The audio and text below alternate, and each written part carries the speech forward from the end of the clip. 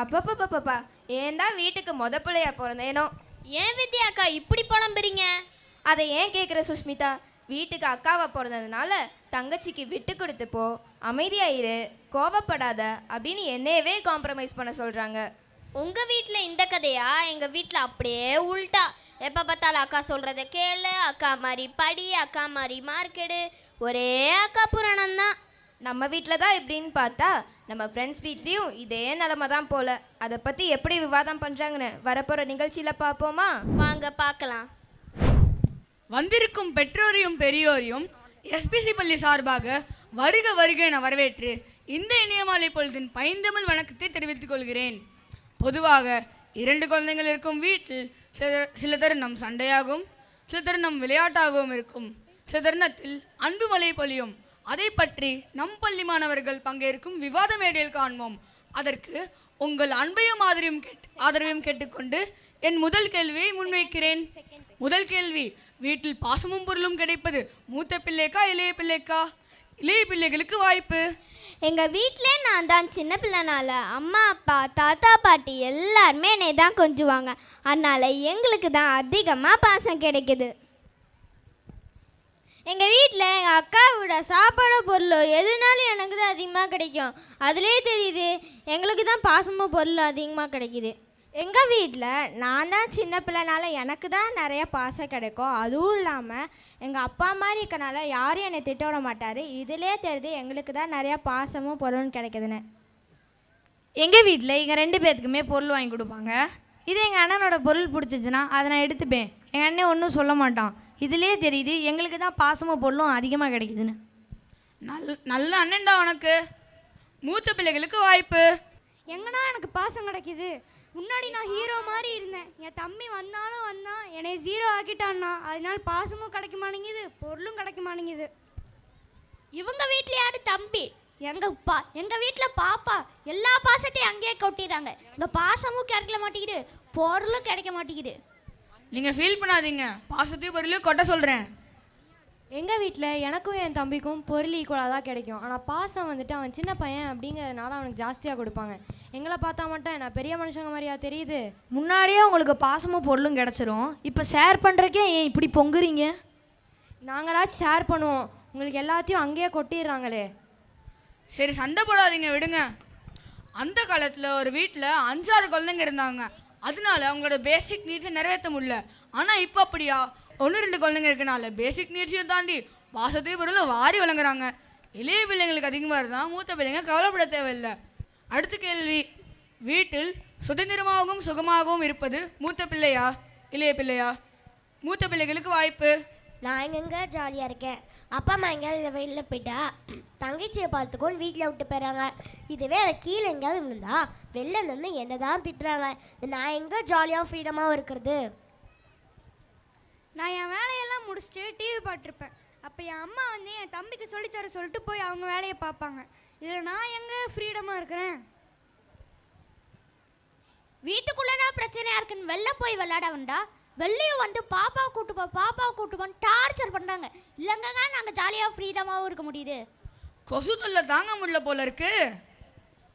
ஒரு நாள் ஹோம்ஒர்க் எல்லாம் முடிச்சுட்டு டிவி பார்க்கலாம் அப்படின்னு போய் டிவி ஸ்விட்சை போட்டால் எங்கள் அம்மா வந்து சொன்னாங்க, தம்பி தூங்கிட்டு இருக்கான், டிவி பார்க்காத அப்படின்வாங்க. அம்மா அப்பா வெளியில் போகிறாங்க, அவங்களோட சேர்ந்து போகலான்னு பார்த்தா தம்பி தூங்கிட்டு இருக்கான், இருந்து பார்த்துக்கோ அப்படிங்கிறாங்க. ஏதோ ஒரு நாள் 4 பேர் சேர்ந்து வெளியில் போனோன்னா என் தம்பி கார்லேயே தூங்கிடுறான். தம்பி தான் நல்லா கார்லேயே தூங்கிட்டான்ல, இருந்து பார்த்துக்கோ அப்படின்னு சொல்லிட்டு அவங்க காரை விட்டு இறங்கி போய் அவங்க வேலையை முடிச்சுட்டு பொறுமையாக வராங்க. இதில் எங்கே நாங்கள் சுதந்திரமாக இருக்கிறது? உன் தம்பி 24 மணி நேரம் தூங்கிட்டு தான் இருவான் போல இருக்கு. இளைய பிள்ளைங்களே, வாய்ப்பு உங்களுக்கு. எங்கள் வீட்டில் எங்கேயாவது வெளில போகலான்னு சொல்லி என் ட்ரெஸ் எடுத்து வச்சுட்டு இருக்கும்போது அப்போ எங்கள் அண்ணன் வந்து அந்த ட்ரெஸ் நல்லா இல்லை, நீ இந்த ட்ரெஸ் போடுன்னு சொல்லுவான். போட மாட்டேன்னு சொன்னனையோ எங்கள் அம்மா அப்பா கிட்ட சொல்லி என்னை கன்வின்ஸ் பண்ணி போட வைப்பான். இதே இது நான் போய் சொன்னால் நீ சின்ன பிள்ளை, அதெல்லாம் உனக்கு தெரியாதுன்னு சொல்லிடுறாங்க. எனக்கு ட்ரெஸ் போடுறதுக்கு கூட சுதந்திரம் இல்லை. உங்கள் அண்ணன் ஒரு ஃபேஷன் டிசைனர் பார் போல இருக்கு. எங்கள் வீட்டில் ஏதாவது வேலை சொல்லி அதை நான் செய்யலைன்னா கூட என்னை திட்ட மாட்டாங்க. இதிலே தெரியுது நாங்கள் தான் ஜாலியாகவும் ஃப்ரீடமாகவும் இருக்கோன்னு. இதில் உங்களுக்கு ரொம்ப பெருமை. ஒரு நாள் நான் ஹோம்ஒர்க்கை முடிச்சுட்டு டிவி பார்க்கும் போது எங்கள் அம்மா எங்கே இருந்தாங்கன்னே தெரில, என்னை டிவி ஆஃப் பண்ண சொன்னாங்க. ஏன்னு கேட்டால் உங்கள் அண்ணா படிக்கிறாங்கன்னு சொன்னாங்க. உன் தம்பி தூங்குறான்னு ஒரு நாள் டிவி பார்க்க முடியல, ஆனால் எங்கள் அண்ணா படிக்கிறாங்கன்னு நாள் டிவி பார்க்க முடியல. டிவி பார்க்கறது கூட எனக்கு சுதந்திரம் இல்லை. டிவி பார்க்கறது முக்கியமா படிக்கிறது முக்கியமா? பேரண்ட்ஸ் கொஞ்சம் பாருங்க, ரெண்டு சைடுமே ஃபீல் பண்ணுறாங்க ஃப்ரீடமே இல்லைன்னு. அவங்கள கொஞ்சம் ஜாலியாக இருக்க விடலாம்ல. அடுத்த கேள்வி, வீட்டில் விட்டு கொடுக்கறது மூத்த பிள்ளையா இளைய பிள்ளையா? மீண்டும் மூத்த பிள்ளைகளுக்கே வாய்ப்பு. ஒரு பொருள் சும்மா தான் இருக்கும், அது எப்போ நான் எடுக்கிறேனோ அப்போ தான் என் தம்பி அதுதான் வேணும்னு கேட்பான். என் அம்மாவும் சின்ன பையன் தானே விட்டு தாம்பாங்க, நானும் விட்டு தந்துடுவேன். ஒரு விளையாட்டு பொருள் கூட நாங்கள் தானே விட்டு தரோம். நான் ஏதாவது விளையாட்டு பொருள் வாங்க போவேன், என் தம்பிகிட்ட கேட்பேன் உனக்கும் வேணுமானு. அவன் அப்போ வேணான்ருவான். நான் வாங்கிட்டு வந்தோடனே அதான் வேணும்னு சொல்லிட்டு அடம் பிடிப்பான். நான் விளையாட்டு பொருளை கூட சாக்ரிஃபைஸ் பண்ண வேண்டியதாக இருக்குது. எங்கள் அம்மா எனக்கும் என் தங்கச்சிக்கு பிரியாணி வாங்கி தருவாங்க. அவங்க எனக்கும் என் தங்கச்சிக்கு ஷேர் பண்ணி தருவாங்க. என் தங்கச்சி என்னையோட சீக்கிரமாக சாப்பிட்டு என் பங்கு எடுத்துப்பா. இது எங்கள் அம்மாட்ட சொன்னேன்னா எங்கள் அம்மா தான் என்னையே தான் திட்டுவாங்க. பிடிச்ச சாப்பாடு இருந்தாலும் விட்டு கொடுக்குறேங்க, பிடிச்ச சாப்பாடு கூட சாப்பிட மாட்டேங்கிறாங்க. எதனாலுமே நாங்கள் தான் விட்டு கொடுக்குறோம். எங்கள் அப்பா அம்மா பாட்டி தாத்தா எல்லாருமே நீ தானே பெரிய பையன், சின்ன பசங்களுக்கு விட்டுக்கணுன்றாங்க. நாங்கள் என்ன அவ்வளோ பெரிய பசங்களா? அதே அவங்க புரிஞ்சுக்கணும்ல. இந்த அண்ணா வந்து சாப்பாடு விட்டு தராங்க, இவங்க 2 பேரும் டாய்ஸை விட்டு தராங்க. இது மாதிரி நாங்கள் தான் எல்லாத்தையும் விட்டு தந்துட்டுருக்கோம். ஆஹா, லிங்கேஷ் என்ன ஒரு பாயிண்ட் சொல்லியிருக்காரு. இளைய பிள்ளைகளுக்கு வாய்ப்பு. நான் கடையில் போய் சாக்லேட் வாங்கிட்டு வருவேன், அப்போ எங்கள் அண்ணன் வந்து கேட்பான், சரி நானும் தந்துடுவேன். அதே அவன் வச்சிருக்கும் போது நான் கேட்டால் கொடுக்க மாட்டான். ஒரு சாக்லேட் கூட நாங்கள் தான் விட்டு கொடுக்குற மாதிரி இருக்குது. ஊஞ்சல் ஃப்ரீயாக இருக்கும், அதில் எப்போ நான் விளையாடுறேன்னா அப்போ தான் என் அக்கா வந்து அவள் விளையாடணும்னு எழுப்பி விட்றான். சரி பால் விளையாடலான்னு பார்த்தா பால் என் மேலே போட்டு விளையாட விட மாட்டான். விளையாடுறது கூட நாங்கள் தான் விட்டு கொடுக்க வேண்டியதாக இருக்குது. இவன் என்னன்னா சாக்லேட்டை விட்டு தரான், இவன் என்னன்னா விளையாடுறதை விட்டு தரான். ஆனால் அவங்கள்ட்ட போய் கேட்டான், நாங்கள் தான் விட்டு தரோம் சொல்லி அவங்க யூஸ் பண்ண ட்ரெஸ் எல்லாம் எங்களை போட சொல்கிறாங்க. இதில் எங்கெங்க விட்டு கொடுத்தல் இருக்குது? அந்த ட்ரெஸ்ஸையாச்சும் நாங்கள் விட்டு தரோம்ல. நீ வேணா உன் தம்பி ட்ரெஸ்ஸை ட்ரை பண்ணுறா, அழகாக இருக்கும். ரெண்டு சைடும் விட்டு கொடுக்குறேன்னு தான் சொல்கிறாங்க. ஆனால் விட்டு கொடுக்குறதுல தப்பு இல்லைல்ல. விட்டு கொடுக்குறவன் கெட்டு போக மாட்டான், விட்டு கொடுத்தே வாழுங்க. அடுத்த கேள்வி, வீட்டில் குறும்புத்தனம் பண்ணுறங்கிற பேரில் இல்லை பொறுப்பாக இருக்கேங்கிற பேரில் மகிழ்ச்சி தந்த தருணம் அல்லது எரிச்சலுடைய தருணம். இந்த தடவை வாய்ப்பு வந்து இளைய பிள்ளைகளுக்கு. நான் குளிச்சுட்டு வந்து தலை செய்வேன், அப்போ எங்கள் அண்ணன் வந்து களைச்சி விடுவான். சரி வெளியே போய் ஷூலெஸ் கட்டுவேன், அதையும் ஒத்துட்டு போயிடுவான். குடும்பத்தானே பண்ணுறேன் பெத்தனை என் டார்ச்சர் தானே பண்ணுறான். நான் பேசான்ட்டு உட்காந்து விளாண்டுட்டு இருப்பேன். அப்போ எங்கள் அண்ணன் வந்து என்னை தாண்டிட்டு போவான், என் முடியை பிடிச்சி இழுப்பான். அவனை திட்டுனா எங்கள் அம்மா வந்து எதுக்கான சும்மா திட்டிகிட்டே இருக்கன்னு என்னை தான் வந்து அடிப்பாங்க. அவன் குறும்புத்தனம் பண்ணுறேன்ற பேரில் என்னை தான் அடி வாங்க விடுறான். எங்கள் அம்மா என்னையோட அண்ணாவையும் சேர்ந்து படிக்க சொன்னாங்கன்னா நாங்கள் ஒன்று சண்டை போட ஆரம்பிச்சிருவோம், இல்லைனா விளையாட ஆரம்பிச்சிருவோம். அதனால் எங்கள் அம்மாவுக்கு தான் எங்களோட தொல்லையாக இருக்கும். ரொம்ப நல்ல பாலிசியாக இருக்கு. ஒரு நாள் வெளியே நல்லா மழை பெஞ்சிக்கிட்டு இருந்துச்சு. எங்கள் அண்ணன் கிரிக்கெட் பாலை வச்சு வித்த காமிக்கிறேன்ற பேரில் தூக்கி போட்டு உடச்சிருவான். எங்கள் அம்மா வந்தோடனே நான் தான் உடச்சேங்குவான். நான் செவனேன்னு போவேன், எங்கள் அம்மா கூப்பிட்டு வச்சு திட்டுவாங்க, எதுக்குடா இதை உடச்சேன்னு. இப்படி பண்ணால் எரிச்சல் ஆறாமையாக இருக்கும். செய்யாத தப்புக்கு திட்டு வாங்குறதே நம்ம பொழப்பா போச்சு. குறும்புத்தனம் இல்லாத வாழ்க்கையா? நம்ம இப்போ பண்ணுற குறும்புத்தனம் தான் ஃப்யூச்சர்லேருந்து பார்க்கும்போது நம்மளுக்கு ஒரு ஸ்வீட் மெமரிஸாக இருக்கும். அதனால குறும்புத்தனம் பண்ணுறதுல பெருசாக தப்பு இல்லை. அடுத்த கேள்வி, வீட்டில் நம்ம அம்மா அப்பா நம்மளை ஒப்பிடும் போது இது வேண்டாம் என்ன தருணம் இருக்கா? மூத்த பிள்ளைகளுக்கு வாய்ப்பு. நான் கம்முன்னு டிவி பார்த்துருப்பேன், அப்போ என் தம்பி வந்து எங்களுக்கு வந்து டிவி பார்ப்பான். சரி என் அம்மா வந்து சொல்லுவாங்க, உன் அண்ணன் மாதிரி வீட்டுக்குள்ள உட்காந்து டிவி பார்க்காத, வெளியே போய் விளையாடுன்னு. அவனை வெளியே போய் விளையாடுன்னு சொல்கிறதுக்கு ஏன் என் கூட கம்பேர் பண்ணும்? என் தம்பி ஹோம்ஒர்க் பண்ணிருப்பான், அவன் ஹேண்ட் ரைட்டிங் கொஞ்சம் நல்லா எழுதியிருக்க மாட்டான். எங்கள் அம்மா சொல்லுவாங்க, அவன் தம்பி அண்ணன் மாதிரியே கோழிக்கு இருக்க மாதிரி கிறுக்கி வைக்காம கொஞ்சம் நீட்டாக எழுதுன்னு சொல்லுவாங்க. இந்த ஒப்பிடுதல் வேணான்னு நினைக்கிறேன். நான் எப்போயுமே அமைதியாக தான் இருப்பேன். என்னோடய தங்கச்சி எப்போதாலும் கத்திக்கிட்டே இருக்கும். என்னைக்காவது ஒரு நாள் கத்துனா கூட எங்கள் அம்மா வந்து சொல்லுவாங்க, ஏன்டா அப்படி கத்திக்கிட்டே இருக்க, உன் தங்கச்சி எப்படி அமைதியாக இருக்குன்னு பாரு. எங்கள் அம்மா எனக்கு என் தங்கச்சிக்கு ஒரு டெஸ்ட் வைப்பாங்க. என் தங்கச்சி என்னை விட கொஞ்சம் மார்க் ஜாஸ்தியாக இருக்கா. அதுக்கு எங்கள் அம்மா சொன்னாங்க, தங்கச்சி மாதிரி நல்லா படின்னு. இத்தனைக்கு என் தங்கச்சி எல்கேஜி படிக்கிறான், நான் 7th படிக்கிறேன். இதில் என்ன நியாயம் இருக்குங்க? எல்கேஜி படிக்கிற ஸ்டூடெண்ட்டெல்லாம் கம்பேர் பண்ணுறாங்க.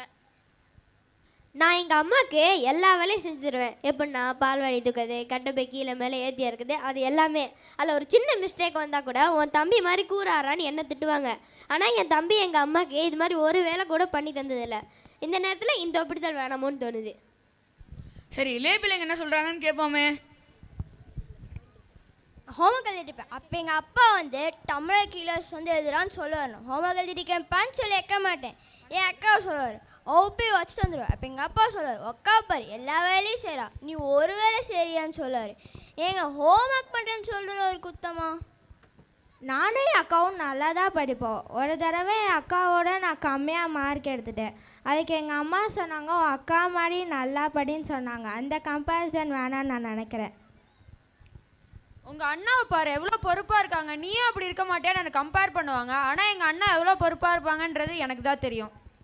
பெரிய பசங்கனாலே கொஞ்சம் பொறுப்பாக தான் இருப்பாங்க. எங்கள் அண்ணனுக்கு பிடிச்ச மாதிரி அவன் ட்ரெஸ் எடுப்பான். இதே எனக்கு பிடிச்ச மாதிரி எடுத்தால் எங்கள் அம்மா சொல்லுவாங்க, உன் அண்ணனை மாதிரி எடுறான்னு. அவன் பெரிய பையன் ஃபார்முலா எடுப்பான், நான் சின்ன பையன் எனக்கு பிடிச்ச மாதிரி எடுப்பேன். இந்த நேரத்தில் இந்த கம்பேரிசன் வேணாம்னு நினைக்கிறேன். அம்மா மாதிரி இருக்க, அப்பா மாதிரி இருக்க அப்படின்னு சொன்னா உங்களுக்கு யாராவது கோவம் வருதா? இல்லை. ஆனால் ஏன் உன் அண்ணா மாதிரி இரு, தங்கச்சி மாதிரி இரு அப்படின்னு சொன்னால் உங்களுக்கு ஏன் கோவம் வருது? நம்ம அம்மா அப்பாவுக்கு அடுத்து நம்மளுக்கு வழிகாட்டியாக இருக்கிறது நம்ம அண்ணா அக்கா தான். அதே மாதிரி நம்ம தம்பி தங்கச்சி நம்ம கூட வச்சிருக்கிறது நம்மளுக்கு ஒரு சப்போர்ட் தானே. தம்பியுடையான் படைக்கு வஞ்சான ஒரு பழமொழியே இருக்குது. அடுத்த கேள்வி, இந்த நேரத்தில் நம்ம அண்ணாக்கா இருந்தால் நல்லா இருக்கும், இல்லை தம்பி தங்கச்சி இருந்தால் நல்லா இருக்கும், என்ன நினைத்த தருணம்? இளைய பிள்ளைகளுக்கு வாய்ப்பு. எங்கள் அக்காவை நான் விளையாடுறதுல ரொம்ப மிஸ் பண்ணுவேன். எனக்கு ஹோம்ஒர்க்கில் ஏதாவது டவுட்டுன்னா எங்கள் அக்கா தான் எனக்கு சொல்லி தருவா. அதனால் நான் ஹோம்ஒர்க் பண்ணும்போது எங்கள் அக்கா இல்லைன்னா நான் மிஸ் பண்ணுவேன். எங்கள் அண்ணே நான் ரொம்ப மிஸ் பண்ணுவேன். ஏன்னா அவன் மேலே கால் போட்டு தான் எனக்கு தூக்கமே வரும். ஏக்கா எனக்கு கிண்டல் பண்ணுறதுக்கு சண்டை போடுறதுக்காக தேவை, இல்லைன்னா வீட்டு அமைதியாக இருக்கும், அப்புறம் எனக்கு ரொம்ப போர் அடிக்கும். எங்கள் அண்ணன் எனக்கு வேலை செய்கிறதுக்காவது வேணும், இல்லைன்னா நான் தான் ரொம்ப கஷ்டப்படுவேன். வேலை செய்கிறது அவர் தானே, அப்புறம் எப்படி நீங்கள் கஷ்டப்படுறீங்க? என் அக்கா ஸ்கூலுக்கு போயிருப்பா, எனக்கு உடம்பு சரியில்லை, நான் லீவ் போட்டிருப்பேன். எனக்கு பேசுறதுக்கு யாருமே இருக்க மாட்டாங்க. அட்லீஸ்ட் பேசுறதுக்காச்சும் நான் என் அக்காவை மிஸ் பண்ணுவேன். எங்கள் அண்ணா இப்போ ஹாஸ்டலில் இருக்காங்க. அவங்க வீட்டில் இருக்கும் போது நான் அவங்க கூட சண்டை போடுவேன், ஏன் இருக்காங்கன்ட்டுலாம் யோசிப்பேன். ஆனால் அவங்க இப்போ ஹாஸ்டலில் இருக்கனால நான் அவங்கள ரொம்ப மிஸ் பண்ணுறேன். மூத்த பிள்ளைகளுக்கு வாய்ப்பு. நான் என் தம்பி தங்கச்சியை வந்து விளையாடுறதுக்கும் கதை சொல்கிறதுக்கும் மிஸ் பண்ணுவேன். அவங்க இல்லைன்னா எனக்கு ரொம்ப போர் அடிக்கும். எனக்கு என் தம்பி விளையாடுறதுக்காச்சும் வேணும், லைட் போர் அடிக்கும். என் தம்பியை நான் அடித்து அழுவ வச்சு விளையாடுறதுக்கெலாம் மிஸ் பண்ணுவேன். அடித்து அழுவ வச்சு விளையாடுவீங்களா? இதில் என்ன விளையாட்டு? நான் ஃபுட்பால் விளையாடுறதுக்காக வச்சு என் தங்கச்சி மிஸ் பண்ணுவேன், இல்லைனா போர் அடிச்சு போயிடும்.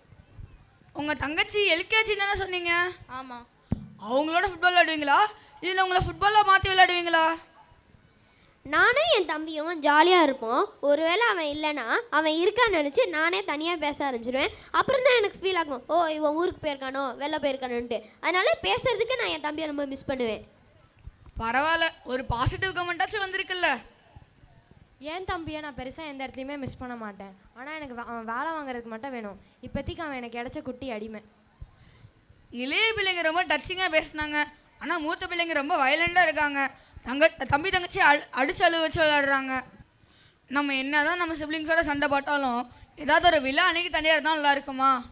இல்லை மனசு கஷ்டமாக இருக்கும் போது, டிப்ரெஷனில் இருக்கும் போது அன்றைக்கும் தனியாக இருந்தால் நல்லா இருக்குமா?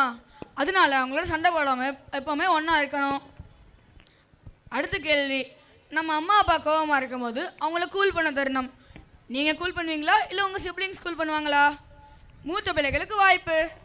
நானும் என் தம்பியும் ஏதோ ஒரு சேட்டை செஞ்சுட்டு என் அம்மாட்ட திட்டு வாங்குவோம். அதுலேயே என் அம்மாவுக்கு தலைவலி வந்துடும். நான் தான் என் அம்மாவுக்கு தலைக்கு மசாஜ் பண்ணி கூல் பண்ணுவேன். எங்கள் அம்மா அப்பா கோவமாக இருந்தால் நான் கூல்ட்ரிங்க்ஸ் கொடுத்து கூல் பண்ணிடுவேன். கோல்டாக இருந்துச்சுன்னா இஞ்சி டீ கொடுத்துருவேன். நான் தான் என்னோட அம்மா இல்லைனா அப்பாவை கூல் பண்ணுவேன். எப்போ நான் ஹெல்ப் பண்ணி கூல் பண்ணிடுவேன்.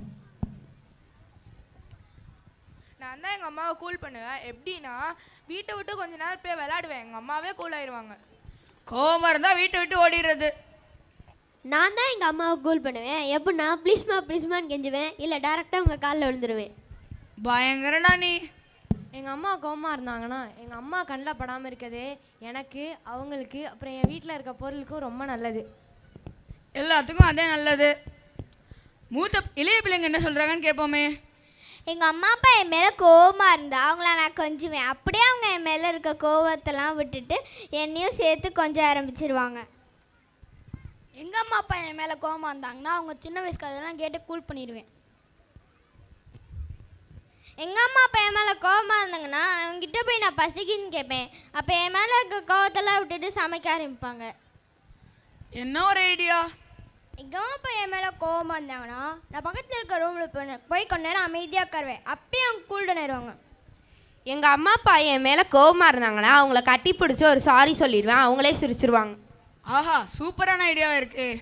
எங்கள் அம்மா அப்பா கோவமாக இருந்தாங்கன்னா நான் தான் அதிகபட்சமாக கூல் பண்ணுவேன். எப்படின்னா ஃபோனை சுவிட்ச் ஆஃப் பண்ணுவேன், டிவி அமர்த்துவேன், ரூமுக்குள்ளே போய் புக்கை திறந்து உட்காந்துருப்பேன். நான் படிக்கிறேன் நெல்ஸ் அவங்களே கூல் டவுன் ஆயிடுவாங்க. நீங்கள் படிக்கிறீங்களா இல்லை நடிக்கிறீங்களா? உங்களை மாதிரி தான் நாங்களும். நம்ம அம்மா அப்பா கோவமாக இருக்கும்போது அம்மா அம்மா ப்ளீஸ்மா, அப்பா அப்பா ப்ளீஸ்ப்பா அப்படின்னு நம்ம போய் கூல் பண்ணுறோம்ல. ஆனால் ஏன் நம்ம கூட பிறந்த அண்ணா அக்கா இல்லை தம்பி தங்கச்சி கோவமாக இருக்கும்போது டே ப்ளீஸ்ரா, அக்கா அக்கா ப்ளீஸ்ரா அப்படின்னு நம்ம போய் ஏன் கூல் பண்ண மாட்டேங்கிறோம்? மொபைல் டிவி டேப்னு பார்க்காம அவங்களோட போய் டைம் ஸ்பெண்ட் பண்ணுறது நம்மளோட பாதி பிரச்சனை முடிச்சு போயிடும். அதை விட்டுட்டு நீயா நான் சண்டை போட்டுட்டு பொழுதன்னைக்கு பேசாமல் இருக்கக்கூடாது. அதனால அவங்களோட சண்டை போடாமல் எப்போவுமே ஒன்றா இருக்கணும். இன்றைய நிகழ்வு இனிதே முடிந்தது. உங்களிடமிருந்து விடைபெறுவது உங்களாது. நன்றி, வணக்கம்.